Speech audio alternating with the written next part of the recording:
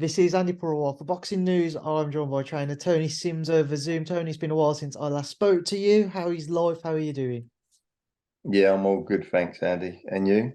Yeah, all good. Just kind of getting by. It's a quiet month or so in the boxing schedule, really, with the exception of his past weekend. And I imagine it's a bit of a quieter period with you, with everybody recently fighting and kind of waiting for more news to come out on what's next for your fighters. Yeah, you're right. It's been a bit quiet in the gym, so uh, it's nice to have a little bit of a break, really. And I've been going in every day, obviously, because the fighters are ticking over, but it's nothing like heavy maintenance.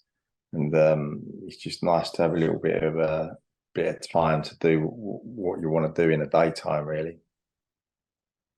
Just to kind of work through your gym, let's just start off with the man everybody's waiting to see what's the latest with it in Conor Benn. Obviously, I've seen Eddie say that he's getting ready and prepared to present his information to UKAD now with regards to the latest of his case. What can you fill us in on?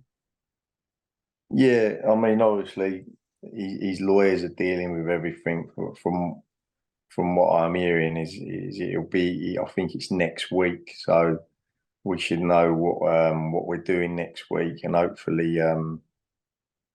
Connor be ready to fight after next week again. So that's what I'm hearing.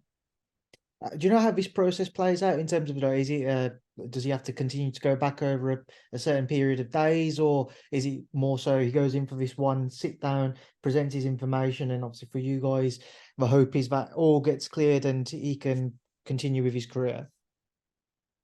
Yeah, from what I'm hearing is the information gets has been put in already, and I think they're awaiting UKAD's information to come back, and then they'll probably come to a decision by Monday, I'm hearing. So please, God, it'll all be over by then.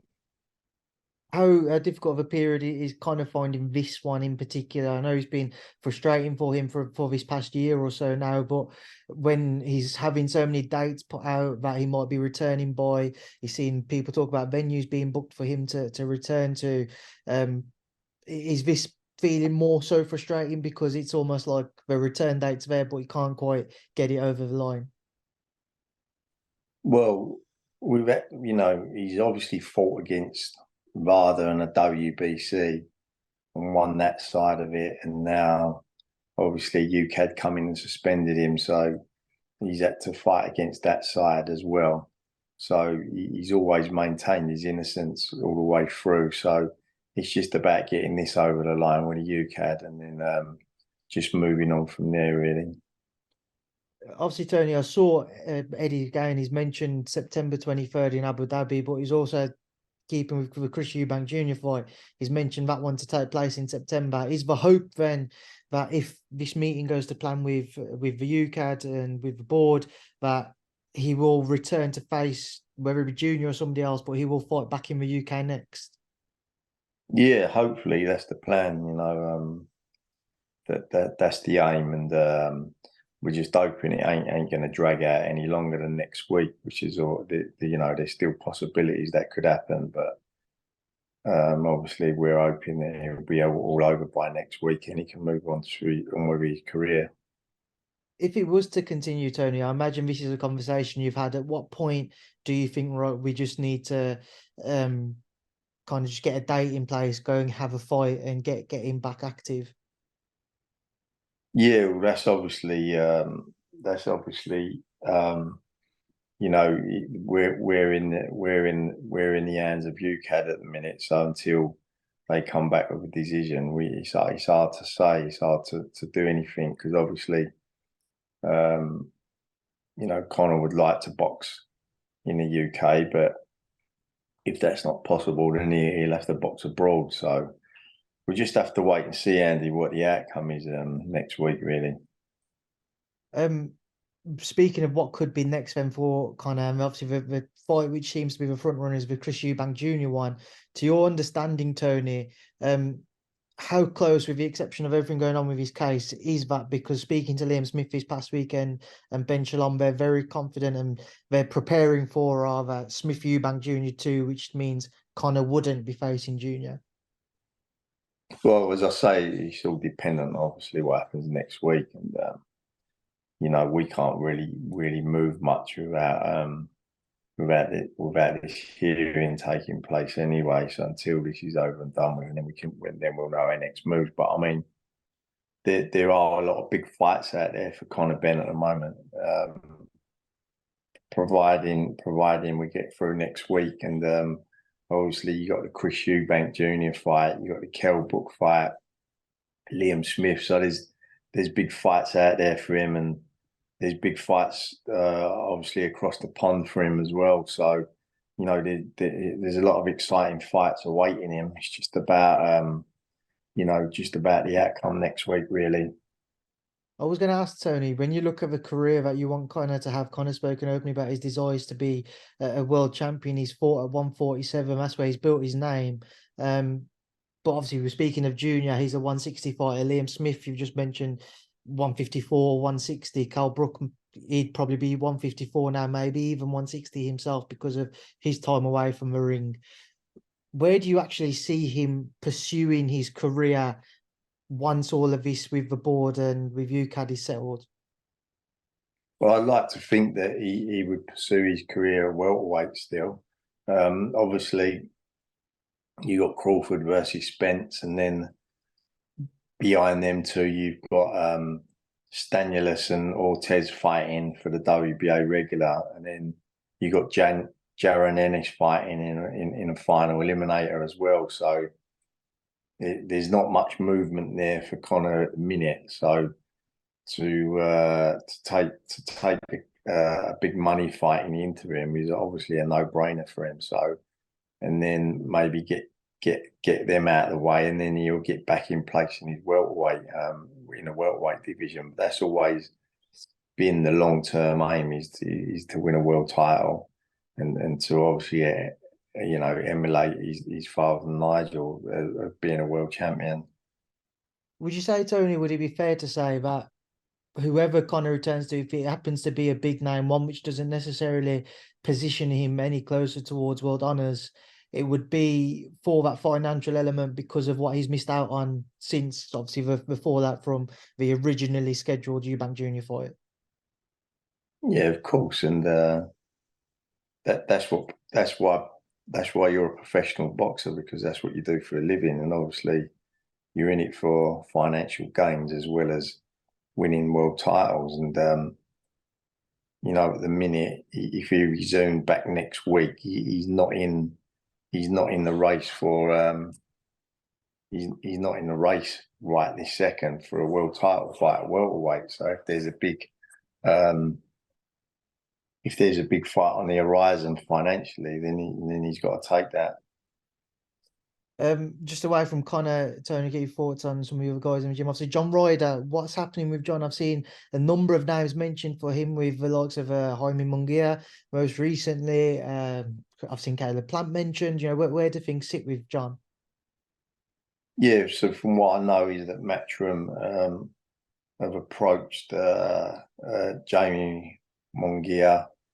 They've approached Caleb Plant for a fight with John, and they've also approached Gennady Golovkin as well for a fight. So we're just like waiting on them names to come back. Obviously, Edgar Berlinga's signed with Matchroom now as well. So you know, there's a few big names being mentioned at the minute for John's next fight. So we'll just wait and see how that pans out. He's only just come back to the gym this week to start training again. So you know, he's ticking over. But I'm also hearing that Billy Joe's back in training now as well. So that's obviously a big UK fight. They obviously boxed for the British title quite a few years ago now, which was a very close fight, and so that'd be a big fight in the UK for both of them. So, you know, we'll just wait and see. Jaime Munguia obviously had a very entertaining but a very difficult fight recently with Sergey Derevyanchenko. What did you make of his performance? If you've caught that fight at all, Tony? Yeah, I see the highlights of it on YouTube, and he's always in exciting fights, and Munguia, and that's what type of fighter he is. He comes to fight, and you know, he looked like he was a good fight, and it's exciting. It was swaying one way then the other. So yeah, he's a good fighter. He's tough, and obviously he's a Mexican fighter, so he comes to fight. And I would fancy John to have a good fight with Munguia. I would fancy John would be able to outbox him actually and be a bit too smart for him. You mentioned Gennady Golovkin being approached as well. There's been kind of question marks as to whether or not he's stepped away from the sport, knowing that he's vacated his titles at 160. Have you had any kind of information with regards to that? Yeah, so I'm hearing that he may do one more fight in Kazakhstan. So that's what I'm hearing. So if he does that fight at home, which I think he's always wanted to do, then I think John's in the running for that fight, because we was asked about it a couple of weeks ago, and John's got no problem going over there to fight him. So he's just dependent on whether he wants to do that one last fight. You know, he's like 41 now, so we'll just see anyway. So if he wants to fight, then John will accommodate him for that fight. I mean, Tony, it doesn't get much more difficult for John. He travels to Mexico to fight Canelo Alvarez and potentially has to go to Kazakhstan to face Gennady Golovkin. Yeah, John's career's always been like that, though. You know, he's always been like a lot of the times in his big fights, he's always been the away fighter. And if you look at the big names on his record, like Billy Joe, he fought him on a Frank Warren show. His fights against like Callum Smith was up in Liverpool. He fought for the WBA interim title. It was over in Vegas. You know, as you say, he fought Canelo in Mexico. So he's always been like, you know, he's always been the away fighter on his big nights. And but John don't mind that anyway. You know, the way John sees it, it's just another boxing ring, and he just gets in and does his job. Tony, well, I just want to get your thoughts as well on Jordan Thompson. Where do things currently sit with Jordan? Yeah, Jordan had a great win last time out, and he's an exciting fighter. He's in the gym with me every day. He's learning at the moment, and we're just going through a lot of things at the moment. And because he didn't have much of an amateur career, so he's obviously had 14 pro fights now, but he's still learning on the job. So he's a good athlete. He trains hard, and as I say, he's learning on the job. And that last fight he had was a good win for him. You know, I thought he looked good in that fight, and he done the job. That cruiserweight division certainly domestically stacked with a lot of potential fights. But how far off do you feel Jordan is from sharing the ring with one of those more established names? Oh, I think you know, he's not far away at all now. You know, maybe one more fight, and you know, and he'd be ready to change the big names. He's quite highly ranked. I think he's number 8 in the IPF now, so he's not that far off now. Tony, I've seen Charlie's mentioned that Joe Cordina might be looking at the winner of a fight between Lee Wood and Josh Warrington going into next year if he can't secure a unified title fight himself. Where do things currently sit with Joe and trying to get that unified title fight firstly? Yeah, well, you know, that's Joe's aim, because he wants to be unified world champion. And I know we Matchroom have been trying, and obviously Hector Garcia's got a defence to be made. He's already in line to do that defence. And then you've got Oscar Valdez. He's challenging Navarrete for that's already the fight's already in process. And then I know Matchroom, we've been trying to speak to Foster's people, but there ain't much going forward with that fight. So it's just Joe's allowed to do a voluntary defence, so maybe he'll do a voluntary defence next, and maybe look at unifying after that. I have seen the comments that Foster seems to be, from what's been reported, maybe overpricing himself. Is that the case? I believe so. That's what I've heard anyway. So that's what I've heard. So at the end of the day, he's a good fighter. He's WBC champion, but he's really unknown, and he's not a known fighter, and so that's what I'm hearing anyway. So we'll see anyway. I think Joe will probably do a voluntary next, and then go from there afterwards. And Tony, just a few topics to touch on away from your gym. In fact, before we do that, sticking with the heavyweights, Demsey McKean, what's happening with Demsey? Yeah, Dempsey's gonna go into a big fight next. I think it'll be announced this week because negotiations have been going on, and it should be announced this week. So I can't really say much, but it's looking like it's going to go on the undercard of Joshua-Whyte show on August the 12th. That was going to be my next question, just with AJ and White. It seems to be that's going to be the next outing for both men, the rematch. What are your thoughts on it? Yeah, he was a great fight the first time around, and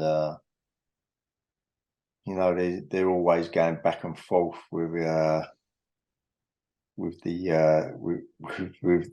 talk. So I'll be looking forward to watching that fight, and I'm sure it's going to be an exciting fight against two world-class heavyweights from Britain, and it's good to see them fights being made.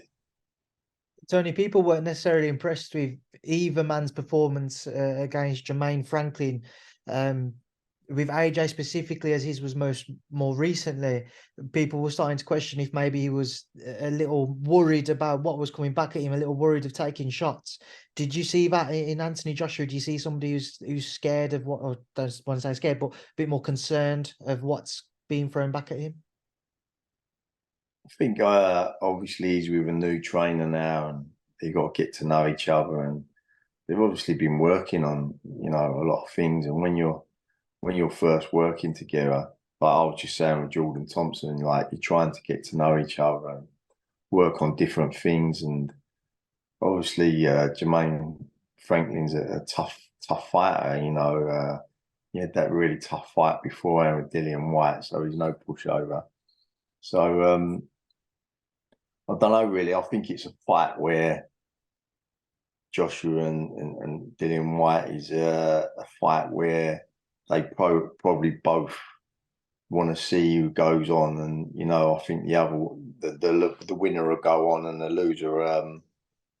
loser will probably finish up. So it's a big fight for both their careers, really. How would you expect it to play out? It's going to be tough. The first fight was tough, and the first fight was really tough, and he swam from one way to the other, and I don't know really. It's definitely a 50-50 fight, and it's going to be really exciting, and I think it'll be a good fight for both of them because, as you say, like their last couple of performances ain't been great, and I think with their styles, their styles gel, and I think it'll be a good fight.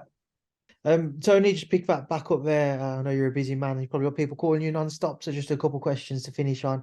Just asked you there about Spence-Crawford, a fight which has divided opinion. Just your take, please. What are your thoughts?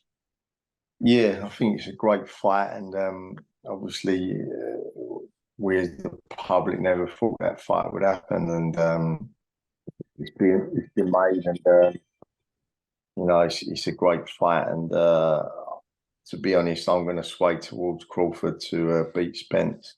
I was in the corner when Ricky Burns fought Crawford, and he's just an outstanding fighter, and I think he can. I think he can. He can read what you're doing all the time. He's one of them really smart fighters that can just read you, and I believe that he'll beat Spence. That's my opinion, though. Obviously, it's going to be a tough fight, and they're both great fighters. Spence a great fighter, but I just believe that Crawford is special. Is he one which goes the distance? I believe it will go distance, yeah. I believe it will go distance. But with Crawford, you never know, because, just when you think you're doing all right in the 12 rounds, he can catch up with you late. So it may be a late stoppage for Crawford. And then just a final one, Tony. Canelo and Canelo-Charlo was announced the other day. It certainly caught a few people by surprise. Canelo jumping up 2 weights for that fight. Do you give him a chance? How difficult of a task will that be? Yeah, he's a good fight, and I believe that Charlo's a good fighter, but I think Canelo would be too much for Charlo. He's powerful puncher, and I just believe he'll be too much for him. There's one thing which I've just popped into my head, which I wanted to get your thoughts on, just going back to Conor. Him and Josh Taylor have had some back and forths over social media in recent weeks. Josh obviously looking to move up to 147. Would that be a fight you'd entertain, Tony? Yeah, of course. There's a lot of big fights out there for Conor Benn. It's it's just about getting through the UKAD, this UKAD, and getting through that. And once he's back through that and fighting back in the UK, there's loads of big fights out there for him. He's a bit like the British version of Canelo, where everyone wants to fight him for the payday. So he's got everybody calling him out at the moment. So yeah, definitely a possibility. What would you make of a fight with Josh? Obviously, Josh has achieved a great deal, amateur and pro, but most recently looking at his pro career, becoming undisputed. Obviously, he's got that recent defeat to Teofimo Lopez on his record now, but he's certainly still a terrific fighter. Oh yeah, terrific fighter, and as you say, he's undisputed champion, and he's a great fighter, and that would be a big fight as well, up at welterweight. Right, Tony, I'll leave it there and I'll leave you to enjoy the rest of your day. Thank you for speaking to me, and I'll see you soon. Cheers, Andy. Good speaking to you, mate.